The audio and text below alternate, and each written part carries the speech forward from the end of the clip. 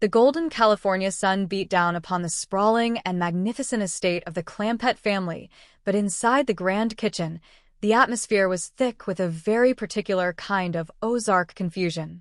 Daisy Moses, known to everyone as Granny, was a woman of small stature but possesses a spirit as fiery as a wood stove in the middle of January.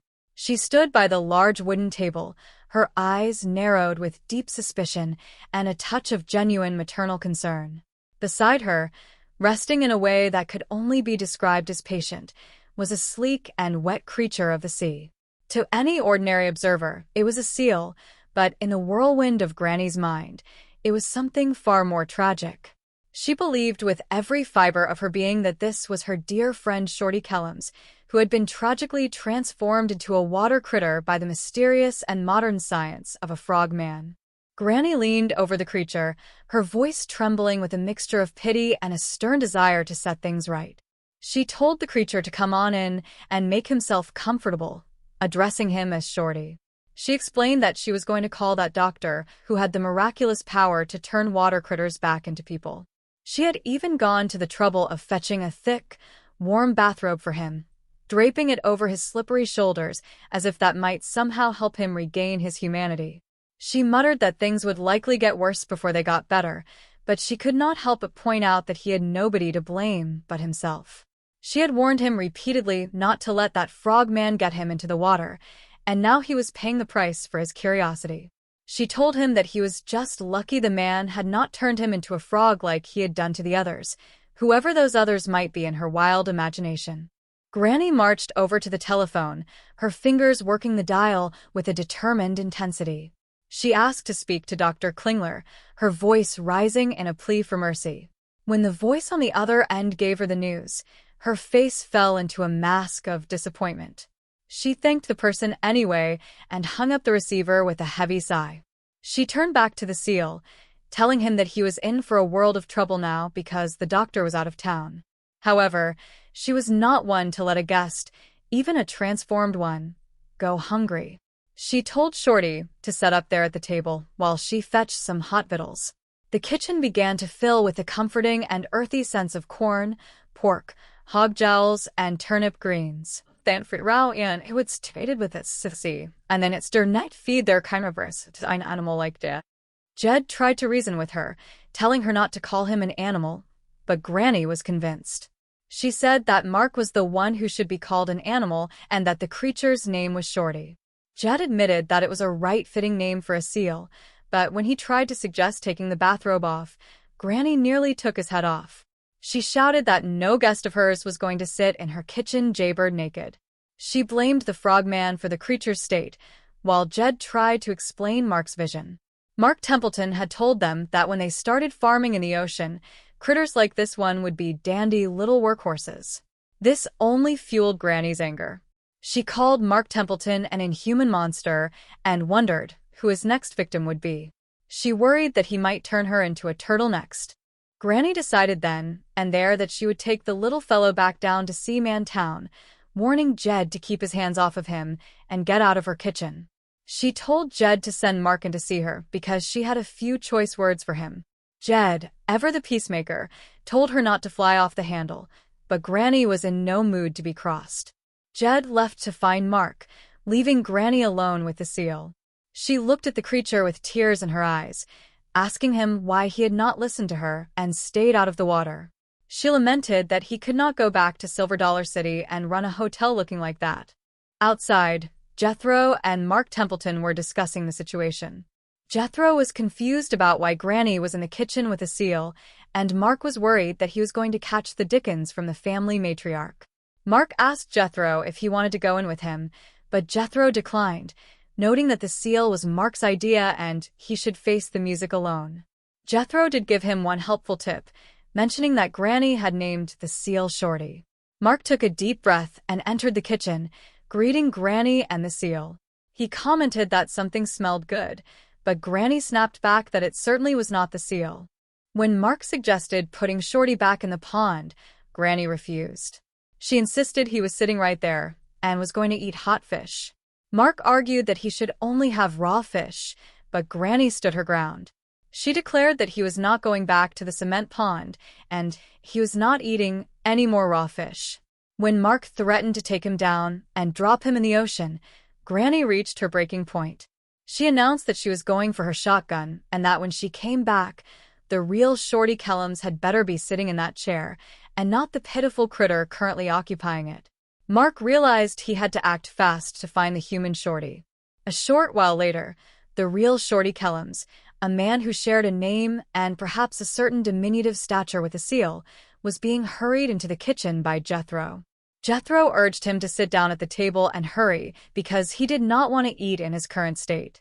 Shorty was confused, but Jethro insisted that he had to be sitting there before Granny returned. Granny burst back in, and her face lit up when she saw the human Shorty. She cried out in joy, telling him how happy she was to see him. Shorty told her not to squeeze him too hard because he was awful hollow and had not eaten since morning. Granny promised him the greatest meal he had ever had in his whole life, something that would make him forget whatever that frog man had done to him. Shorty defended Mark, calling him an officer and a gentleman, which surprised Granny. She asked if he had forgotten the terrible thing Mark had done, but Shorty insisted that Mark had done nothing wrong. Granny, seeing that Shorty was himself again, served him the meal, though Shorty looked at the plate and remarked that he would not exactly call it the best meal he had ever had. Meanwhile, a different kind of drama was unfolding at the bank. Miss Jane Hathaway was speaking with Miss Gordon about a certified check for $48 million that had been charged against Mr. Jed Clampet's account. This was a moment of great triumph for Miss Hathaway, who had been thwarted previously by the unprincipled scoundrel Mr. Drysdale. She recounted how he had once used guards to force her into a straitjacket and gag her just to keep the money in the bank.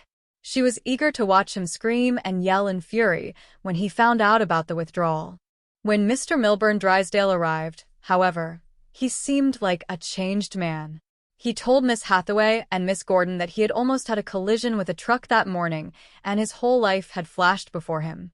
He claimed to be deeply sorry for his past greed and avarice and thanked Miss Hathaway for her loyalty. He even gave her $100 and told her to take the rest of the day off.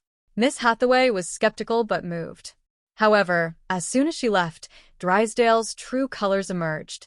He told Miss Gordon to put on a nurse's uniform and prepare to act as his keeper. He planned to pretend he had lost his mind to stop Jed from taking the money. When Jed Clampett arrived at the bank, he found Mr. Drysdale wearing a strange hat and declaring himself to be the Emperor of France, Napoleon Bonaparte. Drysdale ranted about his armies retreating across the frozen steppes of Russia and begged Jed not to withdraw his support, or his brave men would perish. Jed, being a man of great heart and very little guile, was touched. He told the Emperor that he did not want to starve or freeze anybody and decided to leave his money where it was. Drysdale gave Jed a fake medal as a token of gratitude, and Jed left, feeling he had done a good deed for a very confused man. Back at the mansion, the chaos continued. Granny was packing her bags, determined to head back to the hills. She told Jethro that she could not stay and watch Ellie May be married to a frogman.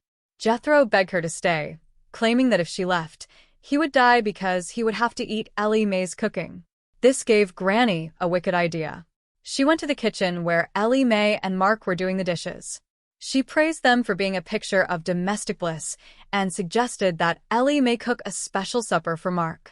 She told Ellie May to make one of her famous meatloaves and some of her legendary large donuts. Ellie May was excited, but those who knew her cooking knew that her meatloaf was often as hard as a cannonball and her donuts could be used as spare tires. As evening approached, the various residents of the estate began to converge. Shorty Kellums had found Miss Gordon, who had been fired by Mr. Drysdale after the check incident, and brought her to the mansion for a swim.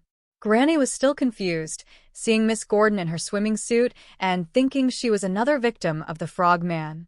She warned the young woman not to go into the water, telling her that when people got wet, they turned into water groomers.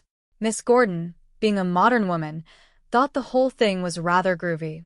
In the dining room, Ellie May proudly presented her out-of-this-world meatloaf to her father. It was shaped like a giant meatball because she knew Mark liked meatballs.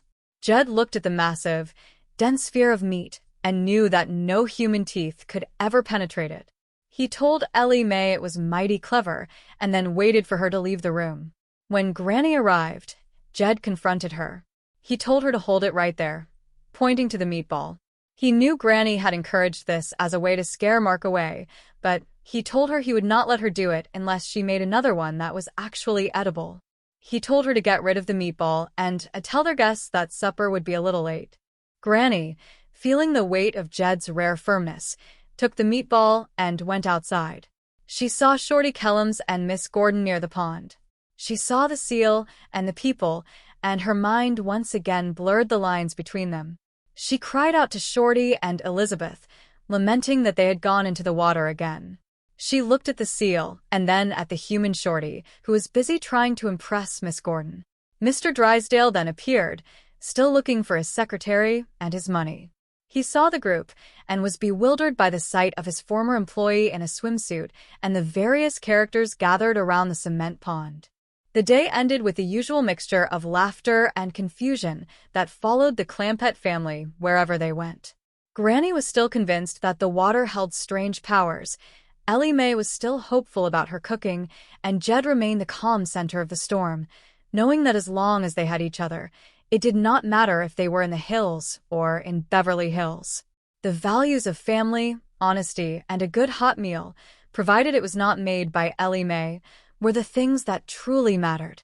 As the sun set over the mansion, the sounds of laughter and the occasional splash from the pond echoed through the air, a reminder that life was meant to be enjoyed, one misunderstood seal at a time.